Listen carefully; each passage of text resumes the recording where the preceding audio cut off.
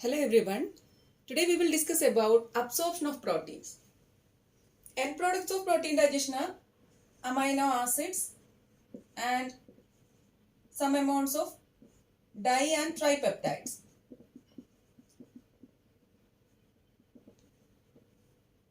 These amino acids are absorbed from ileum and distal jejunum. Di and tripeptides, these are absorbed from duodenum and proximal jejunum. Coming to amino acids, L isomers, that means L amino acids and L peptides. These L isomers, these are absorbed more rapidly than D isomers, and its absorption is by active transport, that is L isomers. Then these D isomers, D amino acids are absorbed slowly and is by simple passive diffusion. Here it is active transport in the case of L isomers, and in the case of D amino acids, it is simple passive diffusion and is absorbs slowly. Coming to the mechanism of action of this absorption of amino acids. Mechanism of absorption of amino acids.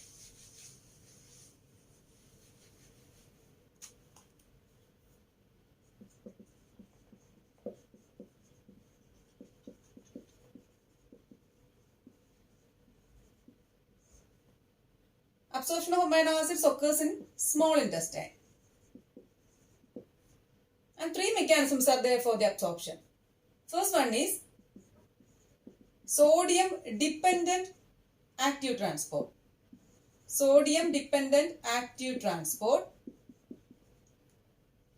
Second one is sodium independent system.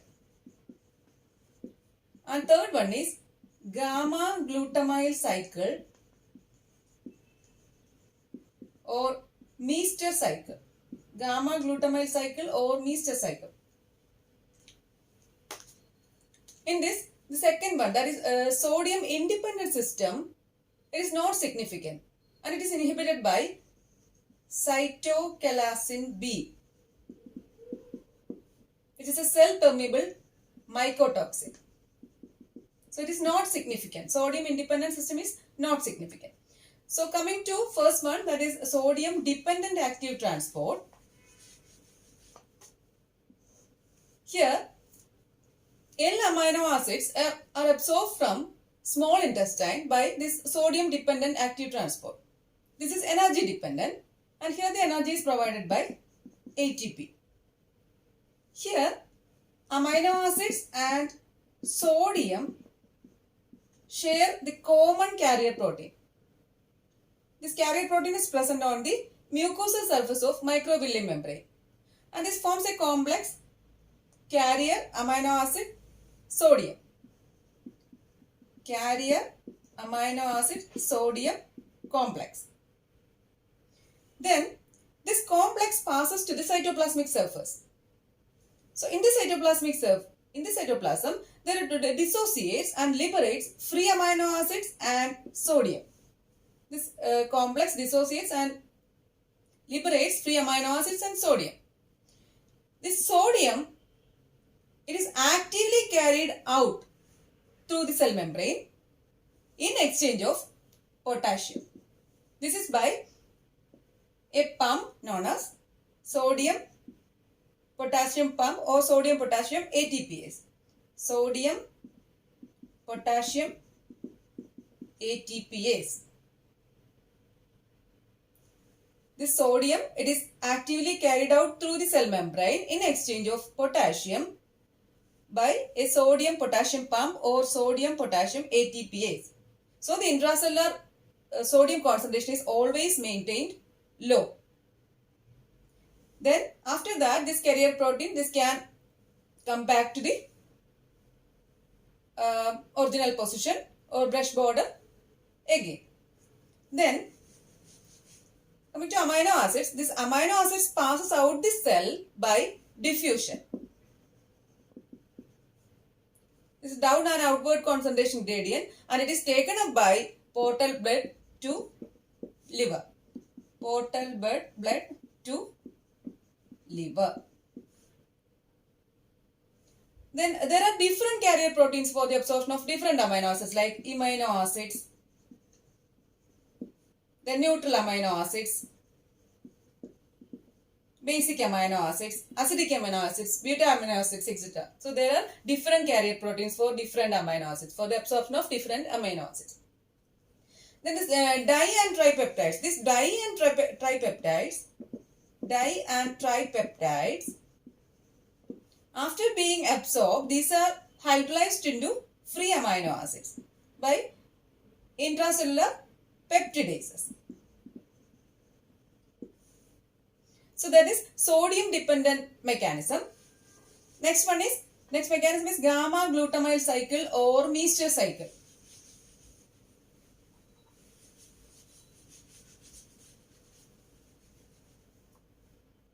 Gamma glutamyl cycle or Meester cycle. Here glutathione participates in this transport of amino acids. Glutathione. This is a cyclic pathway. Here glutathione is regenerated. It is also an active process or active transport. Here also it requires energy, and the energy is provided by ATP. And absorption of one amino acid molecule requires 3 ATP. Absorption of one amino acid molecule needs 3 ATP. Coming to this cycle, is known as gamma glutamyl cycle or Meester cycle. Here, first glutathione combines with L amino acids in presence of enzyme gamma glutamyl transferase and sodium. So glutathione, it combines with amino acid in the presence of enzyme gamma glutamyl transferase and sodium, and it forms cysteine glycine and gamma glutamyl amino acid. Cysteine glycine and gamma glutamyl amino acid.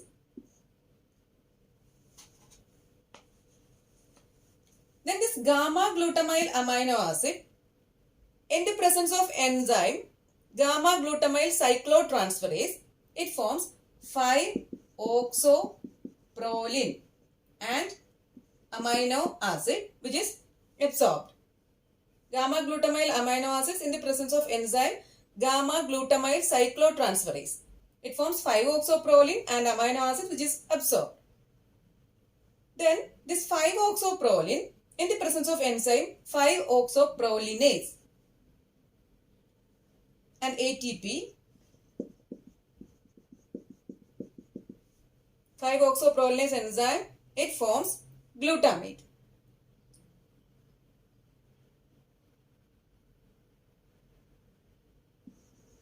It forms glutamate in the presence of enzyme 5-oxoprolinase. Then coming to the cysteine glycine, the cysteine glycine is hydrolyzed to form cysteine and glycine. It forms cysteine and glycine.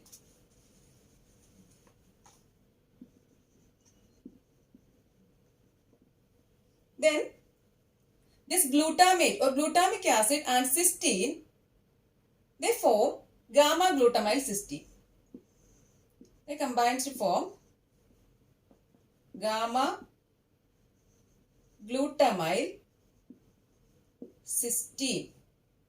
Then this gamma glutamyl cysteine then combines with this glycine. Gamma glutamyl cysteine combines with the glycine in presence of enzyme, this glutathione synthetase, and it forms glutathione. So here from glutamate to gamma glutamyl cycle, one more ATP, and in the presence of enzyme glutathione synthetase, in the formation of glutathione there is also an ATP molecule. So absorption of one amino acid molecule requires 3 ATP molecules. So here in the Meester cycle, glutathione first combines with amino acid in the presence of enzyme gamma glutamyl transferase and sodium, and it forms gamma glutamyl amino acid and cysteine glycine. This gamma glutamyl amino acid in the presence of enzyme gamma glutamyl cyclotransferase, it forms 5-oxoproline and amino acid which is absorbed. Then this 5-oxoproline in the presence of enzyme 5-oxoprolinase and ATP, it forms glutamic acid or glutamate. Here cysteine glycine, it is converted to glycine and cysteine. This cysteine combines with this glutamate to form gamma glutamyl cysteine. Here also one molecule of ATP.